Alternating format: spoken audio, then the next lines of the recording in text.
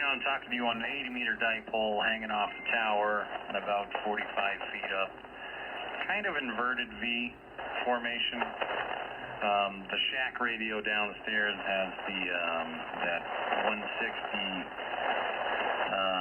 off-center fed or Carolina Wyndham. I think it's a Carolina Wyndham. So, and when you're on the QRZ page there, it's not, and I haven't updated that thing in probably, I don't know, 6-7 years or something like that. So much has changed down there, but now there's like 4 stations.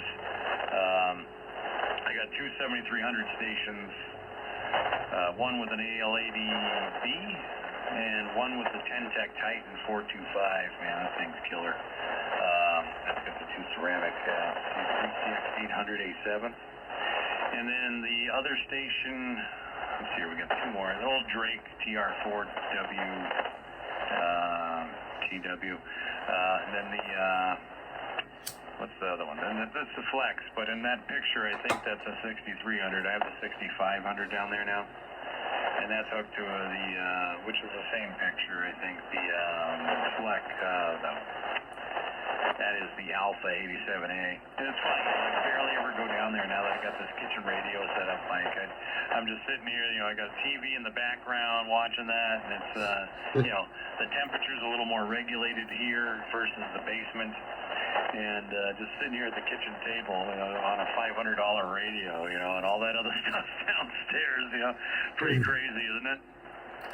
No, it's all right. You you just remind me of a buddy of mine that lives in Delaware. He does the same thing. He doesn't have all that, but he has some rigs in the back rooms or whatever. But he's always in the kitchen.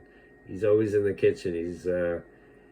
my buddy Kurt. He definitely, if you need him, he's always listening. You know, he's retired now, and or he's traipsing across the country, all over the place, to Florida, to the Dakotas and whatnot. We just follow his little RV on APRS, so we know where the heck Kurt is. If we can't get a hold of him on the radio, if he's not in the kitchen, he's somewhere out in America. You know, we just find out where he's at and pray we text him, be like, hey, let's work each other on whatever, you know, whatever's working. And so that's great. That's brilliant. But yeah, you have a lot of gear there. I am a simpleton. I have my one HF rig. I'd like to get another one someday. I don't care if it's new or used, but just to have as a backup or something else to play with, maybe a different brand, maybe an ICOM, I don't know.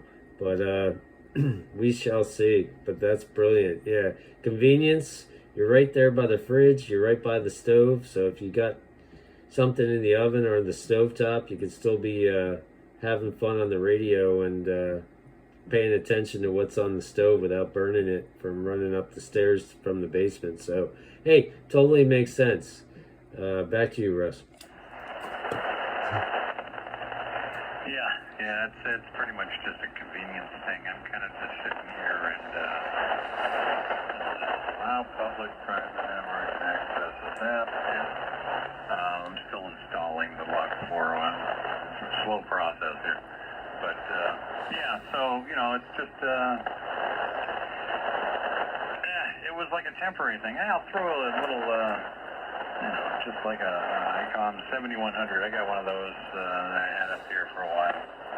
And, like, okay, you know, because I got the Flex, and I can just remote that from the recliner to a cell phone or tablet or something. But then I was limited to where I could only do 100 watts without going down the stairs and turning on the amplifier manually. So I ended up getting. So anyway, enough about that. But it's just fun. I went to the Ham Fest up in Nearfest. That's up in New Hampshire, and that was the I guess the largest. This setting. The largest in the Northeast here, and I picked up a Comet meter. It's like a twin meter. It's very interesting. It says Charlie Mike X-Ray 2300. Yeah, twin. And I've never seen one before, and I'm using the right screen to be able to check it out here. But That'll probably, I might end up bringing that one up to the Hamvention in Ohio next week there. Something to put on the table to sell. I'm also bringing a buddy's, what is it, the ICOM? What the heck was that big radio back in the day that was like $10,000? Actually, it was at the 7800s or something like that, or whatever that, their flagship radio back when they had the 7600s and stuff. 7850, something like that. So that'll be going. That'll probably take up half the pickup truck box, bringing that up there in a shipping container. That thing's pretty much the size of a small car. I told him I'd sell it, try and sell it for him, so we'll see how that goes. So, but yeah, so that ham company coming up and be able to maybe try and get some more goodies, see what I can get there. I just like being able to check out stuff. That's more or less when I go there, because if you're going to go and try and get some used equipment, that is the place to go, because, you know, it's nationwide. It's people come from all over the world to pretty much do it as well. So, you know, trying to find some cool stuff. Got some pretty good deals over here.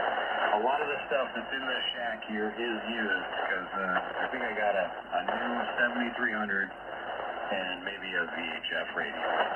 Everything else has been used. I couldn't afford this stuff brand new, you know, back then.